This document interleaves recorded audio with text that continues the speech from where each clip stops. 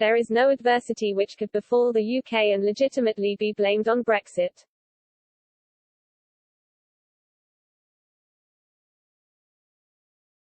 To believe otherwise is to believe our country is without substance and devoid of agency, incapable of coping on its own outside the EU.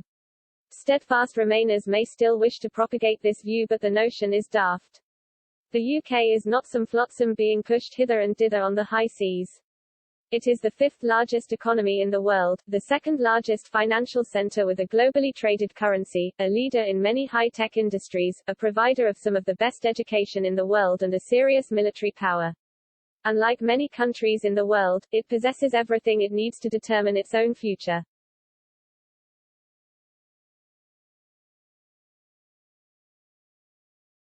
The point about Brexit was it removed power from unelected bureaucrats in Brussels and placed it back in the hands of our elected politicians.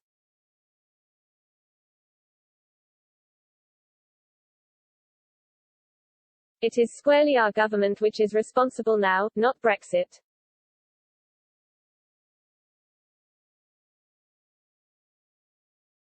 If the UK suffers unnecessary difficulties, it is not the fault of Brexit, it is the fault of our government.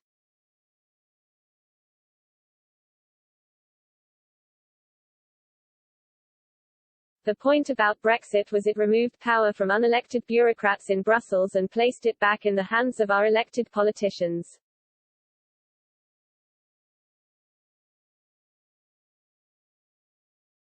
It is squarely our government which is responsible now, not Brexit.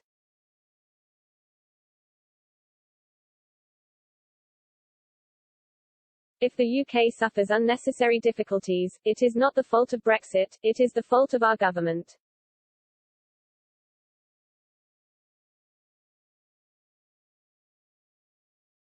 Sponsored.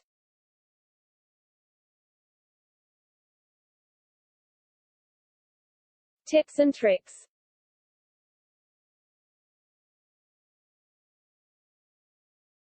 If you eat ginger every day for 1 month, this is what happens.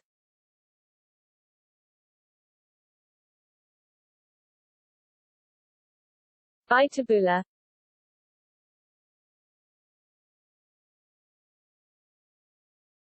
It is our government which must step forward to foresee likely impediments, plan mitigating strategies and implement them.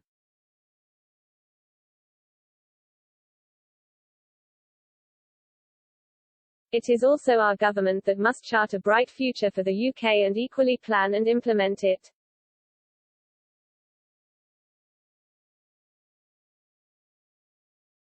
Sadly, our government lacks the self-belief and competence to properly steer the country.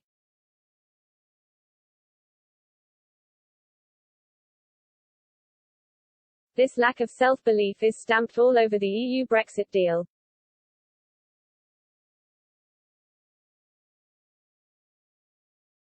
Instead of enabling the UK to strike out on its own, it has tied us into a level playing field, handed over our fishing waters, handed over tens of billions in cash and even handed over part of our country.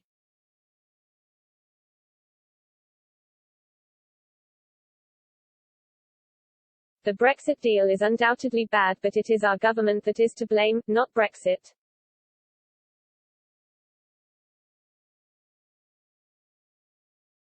The most recent example of what cannot be blamed on Brexit is the dearth of HGV drivers.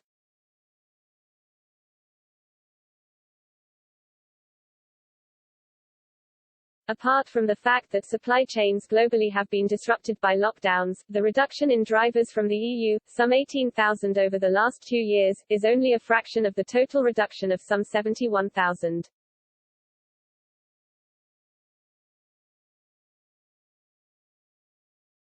This is not Brexit, it is lockdowns, poor working conditions, poor pay, the introduction of IR35, an aging demographic and an absence of new recruits.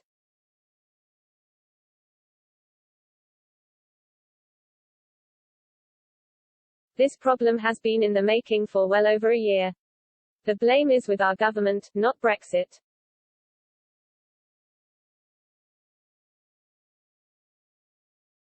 Thankfully, the HGV issue is a passing one. It might be important right now, but it will not leave lasting economic damage.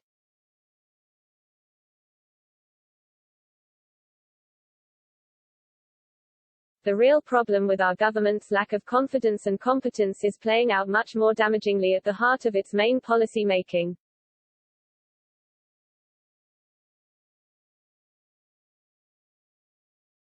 Because it fears fully taking the reins of the country's future, it is hiding behind multilateral international commitments to determine what is right for us.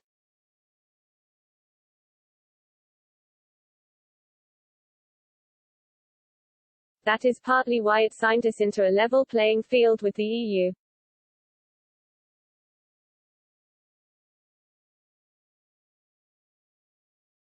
Even though deregulation would have yielded a massive Brexit dividend, it chose instead the comfort blanket of remaining a highly regulated country.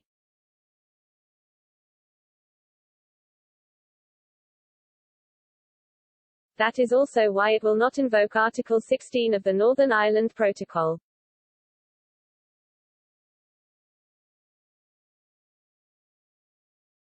It accepts doing so is right for the UK, but it frets about the EU's and US's reaction.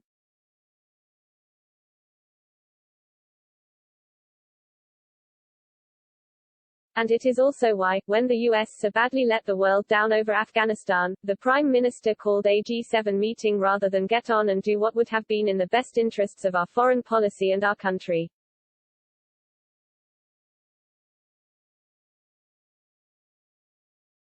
But the biggest policy mistake by far is the government's new Green Industrial Revolution, based, yet again, on an international commitment to net zero by 2050.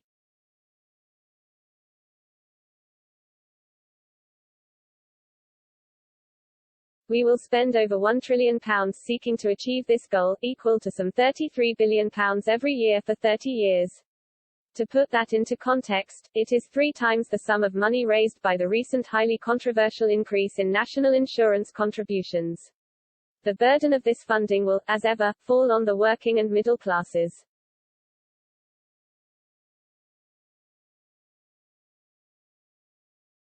They have already had a taste of it with surging gas prices.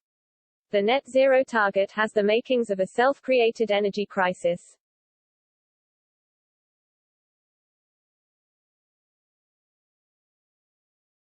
Brexit gave back control of our destiny to our government. It is using that freedom not to chart an independent path with the jettisoning of regulations and the cutting of taxes.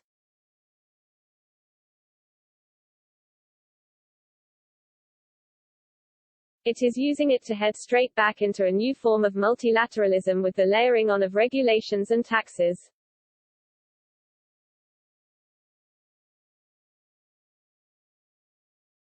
No, Brexit cannot be blamed for anything.